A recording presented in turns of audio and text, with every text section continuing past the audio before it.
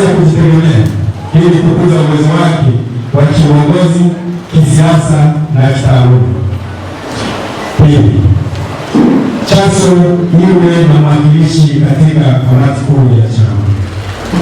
Pia tunaomba Chaso iwe na mwakilishi rasmi katika kamati kuu ya chama ili sauti, mawazo na changamoto za wanafunzi ziweze kusikika moja kwa moja katika ngazi za juu za maamuzi ndani ya chama.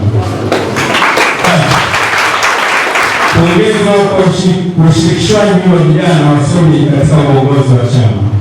Aidha, tunaomba chama kiendelee kufungua nafasi zaidi ya uongozi kwa vijana wasomi ili kuongeza ushiriki wao katika kujenga sera, mikakati na mwelekeo wa taifa kupitia siasa safi na demokrasia ya kweli kama ilivyo misingi ya chama chetu. Ndugu mgeni rasmi, tunatambua mchango wako mkubwa katika kuwatetea vijana na kusimamia misingi ya haki na demokrasia nchini. Uwepo wako leo hii ni faraja kubwa kwa wanafunzi na vijana wote wanaoamini katika siasa safi na uongozi wenye kuwajibika. Maneno yako na uzoefu wako ni mwanga kwa kizazi chetu katika safari ya kupigania Tanzania yenye usawa na maendeleo kwa wote. Ndugu zangu vijana, tuko kwenye matatizo na matatizo yote haya niliyozungumza ni matatizo yanayotokana na uongozi, na uongozi ukiyumba, kila kitu kinayumba. Tuna responsible leadership, watu wasiowajibika, sio kwa accountable, wasiochaguliwa na watu, wasiotokana na watu, wasiojua maumivu yenu, wasiojua aspiration zenu, wanaofikiri mkiwa kweche ni utovu wa nidhamu, wanaoamini kwamba wao ni Mungu, wanaoamini kwamba wameumbwa kutukalia vichwani, wanaoamini kwamba wao ni special creatures, wanaofikiri wewe ukidai maisha mazuri, wewe unahitaji kuchapa kikwani, sio kikwani, mkwani. Wanaoamini ukidai barabara nzuri umemtukana rais. Wanaoamini ukiuliza kuhusu mshahara bora, wanaamini unahitaji uwawe, utekwe.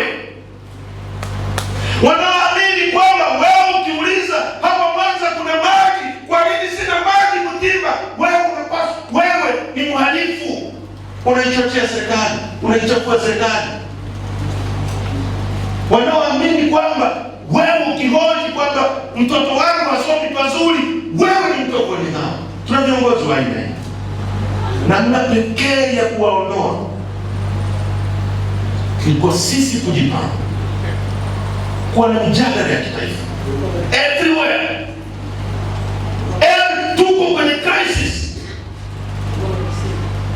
Huu sio wakati wa kujadili nyimbo za mapenzi. Huu sio wakati wa kujadili mipira. Huu ni wakati wa kujadili maisha yetu na haki za taifa. Tuko kwenye crisis. Hawa ni watu ambao wanapeleka nchi shimoni na sisi tunaona. Tuliwaonya. Yaani kwamba tukutana na document yoyote, ukiisoma unajua hii ni katiba ambazo zinaitwa Principle of Constitutionalism, ambayo mojawapo na separation of power, yaani kuna mgawanyo wa madaraka. Sisi hatuishi kama wanyama, kwamba unakuja ni simba anafika hapa anakamata swala, anaenda anakula, hakuna wa kumuuliza. Sisi ni nchi. Kwa katiba ikikosa separation of power, ikikosa rule of law, katiba ikikosa independence of judiciary, katiba ikikosa kuwa na independence tribunals ambazo zinasimamia misingi ya utekelezaji wa katiba wenyewe, haiwezi ikawa katiba. Sasa katiba yetu ya mwaka 1977, sasa hivi tuko mwaka 2026. Population ya kipindi ya mwaka 1977, akili ya watu ya mwaka 1977 haiendani na sasa tuko 2026.